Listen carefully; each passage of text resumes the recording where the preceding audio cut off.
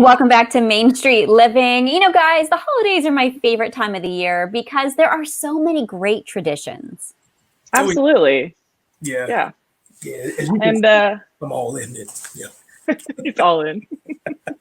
Well, one of my favorite traditions, Cheryl, is going to see the Nutcracker Ballet. But obviously this year, with COVID-19 going on, not necessarily an option, but we're going to talk to someone who's going to give you guys a way to keep the magic alive this holiday season. We have James Canfield here. He's the choreographer for the Nevada Ballet Theatre Nutcracker. James, thanks so much for joining us. Oh, my pleasure. Good morning, everyone. Hey, James. Hello. So James, tell us, you've been doing this Nutcracker Ballet since 2012, obviously unprecedented year here. How have you guys found ways to keep the magic alive in the show this year? That's a great question, and it's been very challenging, not just for Nevada Ballet Theatre, but for all ballet companies globally. I think it's obviously the pandemic has hit the world, and so has the challenge of what the performing arts and their future will look like. I think what NBT has done is very unique and both educational and entertaining.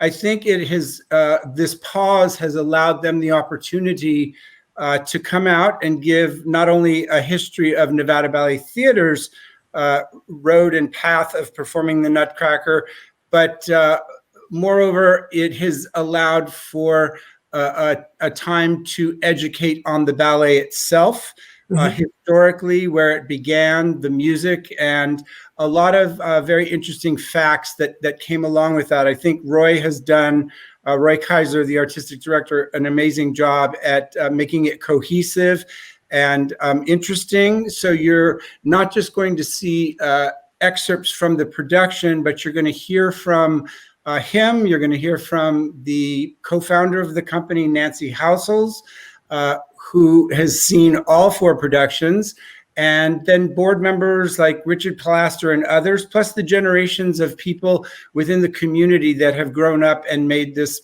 ballet a part of their tradition. So I think cohesively, it's an amazing job what they've done, and very interesting and a different take. So the magic is still there. Yeah, and speaking of the magic, with the help of the review journal, NBT has created 3 episodes highlighting how your Nutcracker is brought to life and all the hard work that goes into it. So, James, can you tell us a little bit about the show's conception and what you guys hope to accomplish with these larger-than-life elements? That's another great question, and a lot of challenges that we had in the beginning. But the first and foremost was becoming the resident company of the Smith Center for the Performing Arts when it finally was completed, was the first task. And we wanted to build something and create something that would have a lasting life, both on that stage, and it would also present the company in a new life. And my inspiration turned to Tim Burton and Dr. Seuss and the original tale by E.T.A. Hoffman, and then creating something that was going to be larger than life, that would utilize the scale of that beautiful stage at the Smith Center. Nice.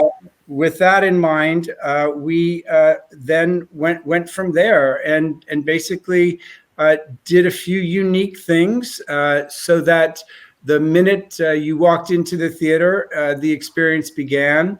I think something that's unique to this performance is the scale of the dollhouse and things that come to life, not only in the ballet itself, but also the visual impact that it would have on children and then on adults to relive their childhood as well. So, nice. Yeah, we tried to embrace all of those ideas. Yeah, and you mentioned adults. I mean, this is a tradition for some people. They've been going since they were little. What do you think is the staying power of the Nutcracker story, and why do we want to watch it every year? Another great question, one that's asked all the time. I think the relationship of families in the party scene is something that people can relate to. Children to children, obviously, is a relationship. It's not Spider-Man and all those Marvel comic characters right now, but there was a Rat King or a Rat Queen and a Nutcracker. So I think those superheroes have some attraction to the younger boys in the audience, as well as the mice and the soldiers in the battle, and then the beauty of that magical snow scene, and then just the journey and the costumes in Act 2, as well as nobody can argue that the Tchaikovsky score is something that we have all grown up with, be it on a car commercial or a Disney film or shopping at Macy's every year in New York. That is there all the time in our ears. And so the icon of the Nutcracker is also something that we've all grown up with. And I believe that it is something that is tradition, and it's a story that everyone can relate to. And I think that's the attraction. Absolutely. Yeah, and James, we definitely want to remind everyone that they can check out the Cox programming guide for the air times of episode 2, I believe, only in Vegas, I believe, right? Correct.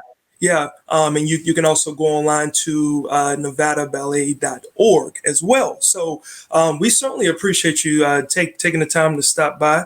And I know that you got to stay on your toes as a coach. Thank you all very much. And on behalf of Nevada Ballet Theatre and myself, this means a lot, your support and all that you do and have done in the past. Really from the heart, thank you very much, and happy holidays to all of you. No problem. Thank you, James. Thank you. Now, I bet you're wondering, Danielle, how can we top a good dance choreographer? Well, don't go anywhere, because when we come back, we'll see who's doing good and doing the most good. Stay right there.